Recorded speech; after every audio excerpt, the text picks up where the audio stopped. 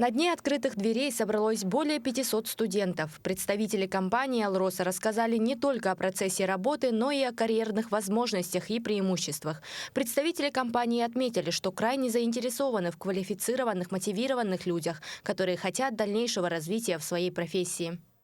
Сейчас консультировал молодого человека, у него уже есть профессия, это горнорабочий 3-го разряда. То есть потенциально мы можем его устроить к нам на работу на период летней практики. Он может уже получить практические знания, навыки и далее уже трудоустроиться по целевым профессиям, которые есть на предприятии. Ежегодно в компании «Алроса» производственную практику проходит около 700 студентов из разных вузов России. В прошлом году из СФФУ практику прошли 152 студента, 20 из которых трудоустроились. А те, кто ранее не проходил практику, благодаря мероприятию заинтересовались и уже видят себя будущими сотрудниками компании. Идти туда работать по специальности собираюсь, горным инженером, на подземную разработку рудных месторождений.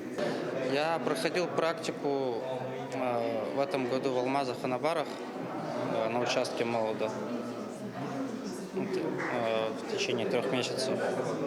Занимался слесарными работами, пилил металл, с металлом работал.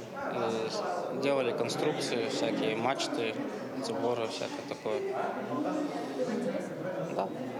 С учетом развития экономики среди работодателей растет потребность в молодых специалистах. Компания «Алроса» не исключение. Особый интерес представляют инженеры и квалифицированные рабочие кадры.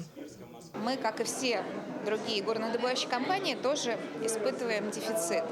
Но в чем и прелесть как раз взаимодействия с вузами, что можно дать ребятам понять, что уже обучаясь непосредственно в вузе, ты можешь получить эту рабочую профессию и прийти на работу к нам в компании и начать строить свою замечательную карьеру именно у нас.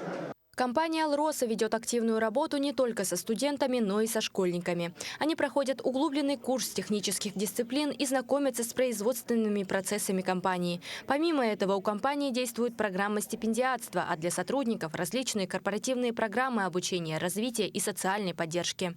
Даяна Федорова, Семен Семенов, Якутск.